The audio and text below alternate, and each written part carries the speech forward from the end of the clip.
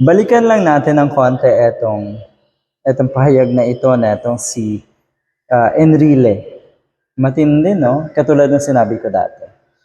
Pati si Enrile, pati si Panelo, nakikisawsaw dito sa issue na ito ni Vice Ganda at ni Ayon, sa issue ng It's Showtime at ng MTRCB. Ano to? Anong kalokohan to? Bakit? Hiningan ba kayo ng tulong nitong mga haters ng ABS-CBN at ng It's Showtime para kayo mag-unite para ibagsak ang isang Vice Ganda? Nako po, ang ibig sabihin lang, talagang hirap na hirap kayong ibagsak si Vice Ganda. Sabi ng ilang pulahan, eto na daw yung katapusan ni Vice Ganda dahil may kaso. At syempre yun nga, may posibleng suspension na ipataw sa It's Showtime, ang MTRCB.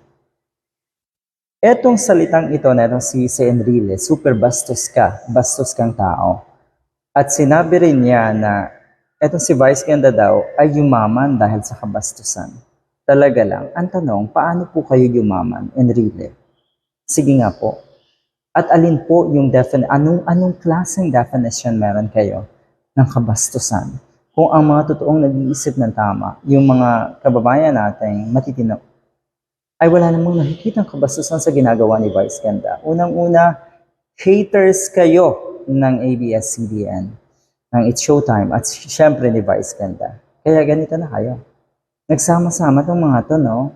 Itong mga ulupong na ito para pabagsak ng si Vice Ganda. Malinaw na ang ibig sabihin, hindi kaya ng isang tao, hindi kaya ng isang grupo na pabagsakin ang mga katulad ni Vice Ganda. Madalas sabihin natin mga pulahan na kuno ay basag na basag si Vice Ganda kayuan po si Enrile. As if naman pinapansin to ni Vice. As if naman big deal to kay Vice Ganda. Of course not. Hindi siya bababa sa level ninyo.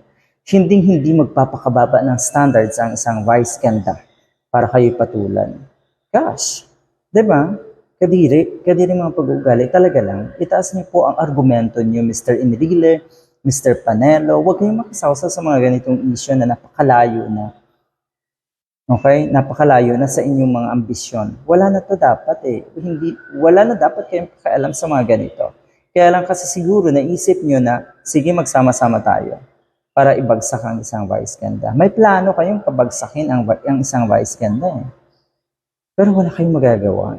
Napakatagal nyo na pong pinaplano yan. Abay patuloy ngayon na nagkaka-award. Patuloy pong namamayagpag ang karera ni Vice Ganda.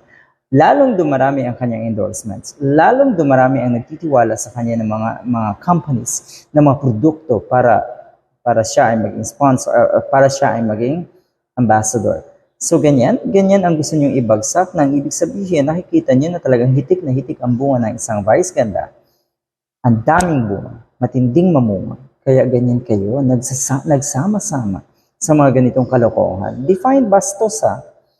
Talaga lang, sa isip niyo lang po yan. Kayo, lalo ng mga pulahan, nasa hanay ng mga pulahan at mga diehard, na una pa lang, ang dahilan ng pagkabuo ng inyong grupo ay dahil sa kabastusan, dahil sa kasinungalingan, dahil sa panluloko, at dahil sa kawalang hiyaan.